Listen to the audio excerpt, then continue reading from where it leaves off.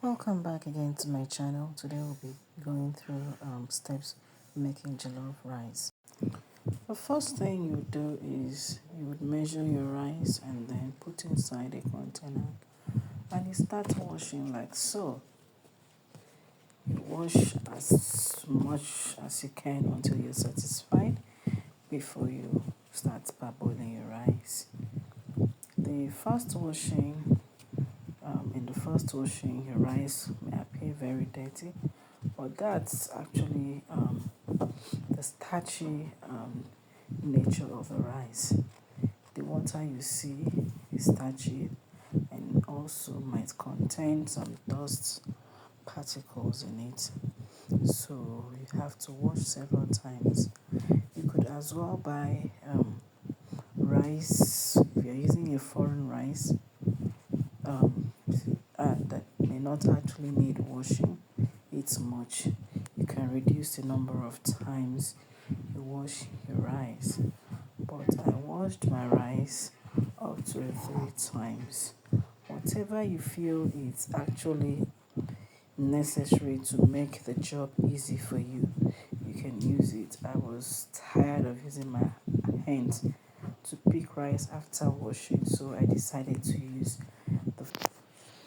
just use what you have available. For me, I used the strainer to take the rice so that I would be very fast. Actually, I wanted to hurry up and cook because it was already dinner time and I was just behind the schedule.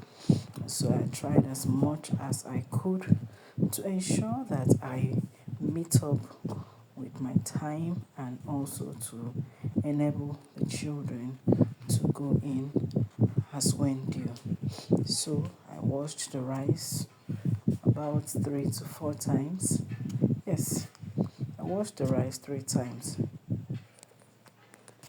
After washing it, and I placed it into the pot and then fetch some water just a little above it so that I would be able to parboil the rice. So this water you see me fetch into the rice was meant for parboiling. I was done washing my rice and then I now transferred it. I transferred it to the gas and waited for it to parboil before I proceeded to the next preparation, which was preparing my jollof. Alright, so the rice was parboiled and then I brought it back. You could see it's different from, you could see the steam, different from what I was washing before. After straining the rice, I ensured I washed it 2 more times in order to have whatever texture I needed. I just wanted to ensure that I cleared off the starchy content in it before I used it to prepare the food I intended using it for. As I said earlier, you can wash it to your taste, and when you feel you're satisfied with whatever you have, then you can use it for whatever purpose you want to use it for. So I ensured I had a clean rice before I was satisfied and I halted the washing. So in case you are lost out in the process, you can go back and then listen to the audio, go over it, and I bet you'd be able to get it right. Happy watching.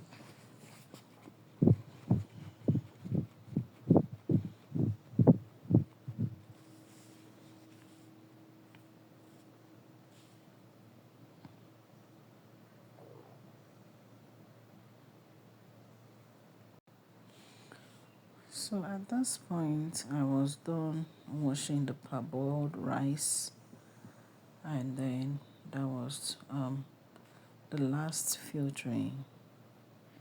I strained it from the last water I used to wash it, so that I would start the next process of cooking the jollof I intended to cook. Meanwhile, you can use any method to prepare any food you want to prepare. I do not stick to a particular method. Just have it at the back of your mind that people can use different methods to achieve different results. So I prepped my onion, sliced it, that is onion and garlic, and then I put it in my pot of oil. I had already placed my pot of oil fire. So I sauteed the onion and the garlic. As you could see, I was just stirring it to ensure that it brought out the flavor I needed. While it was still on fire, I had to start preparing every other thing. The sachet tomato I bought was actually very dusty, so I had to ensure I washed it first before I gave a cut on it. I was using patty jollof and Terra Gold Terra Gold Pepper Terra. Yes, Pepper Terra. Well, I just said let me try it and see what will come out of it. Still my first time of trying this, mixing these two sachets tomato together. I didn't even know it was going to come out very good. It was just a trial. Normally I prefer using my fresh tomato and a very little of hearty jollof, but I decided to do something very different today. So while the onion was still being heated up with the garlic, I added the 3 sachets tomato to it, and I continued stirring. You have to stir and stir. That is just it. You don't have a choice. You have to keep on stirring. And then after that, I forgot to put something together with the onion and the garlic, and that was crayfish. I love using crayfish a lot when I'm making stew. I love using so much crayfish when I'm making the base of jollof, but this other one had already passed that stage. So since I remembered, I said I'll still add crayfish to it. You can decide to wash your crayfish if you want, but if you're sure your crayfish is clean, you could just add it. And also I needed to use bone marrow. Bone marrow is very rich in vitamin D, is rich in calcium, is rich for people that actually want to put on weight. Your continuous consumption of bone marrow is very excellent for babies, for nursing mothers, as in babies that have started weaning. Bone marrow is very excellent in their health. So I just needed that buttery flavor. And since I had bone marrow in the house, I had to pick it up and then make use of it. One of the videos, I'll make a video about bone marrow and preparation of bone marrow. So I was already attracted to the flavor coming out from it. I love eating it a lot, especially from goat meat. But this particular one, I went to the slaughter and then bought it from Aboki. No, sorry. Yes, they're the ones that actually prepare it. But since they're on fast, my customer actually had his boy to take care of it for me. With the consistency of the frying, I added water to the level I needed so I could pour my rice in. But I waited so that after the water started boiling before I poured in my rice. Some other persons may not do that. Some other persons, they want to pour in the rice even when that's the bone marrow. That's how it is. It's just as whole as that. Some people don't like the taste. One of my children doesn't like it, but I love it. I added the salt and then still waited. And other ingredients. What I added next was I added seasoning. I added salt. I didn't want to add pepper because I had a child, a baby. I'm actually weaning, so I expected that he was going to eat from it, and if it's too pepperish, it wouldn't have been too good. So I didn't add the pepper, because there's already pepper in the sachet tomato. I was impatient. I was supposed to wait for that water to boil, but my time was running out.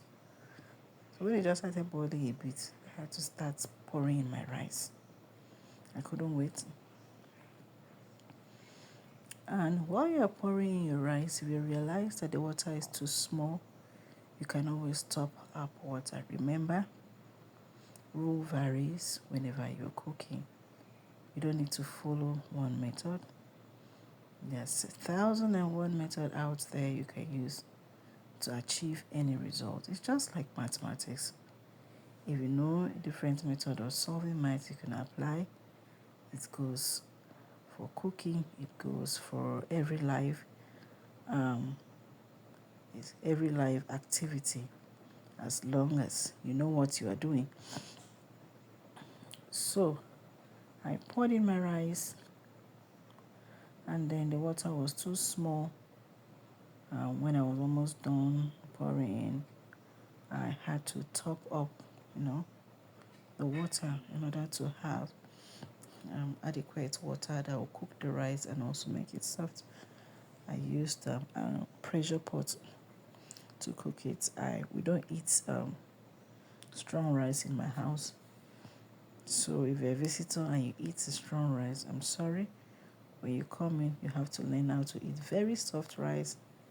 That applies to yam, it applies to beans, it applies to anything that has to do with grain that we cook. So when you come in, whether it is black plantain, it has to be extremely soft, else nobody will eat that food. You eat the food yourself. So I topped up the rice with water. Actually, when you're cooking with pressure pots, your water will just be a little above the rice. You won't add so much water. And then I added meat. I added towel, I added meat. I had them in the house. So those are my protein that I used. And I always prefer my protein remains at the top so that when I'm dishing, I will not start looking for a way to choke my spoon to pick up the protein. So I kept on ensuring that I placed whatever thing I needed to add in order to have my ingredients complete. And then when I was sure, I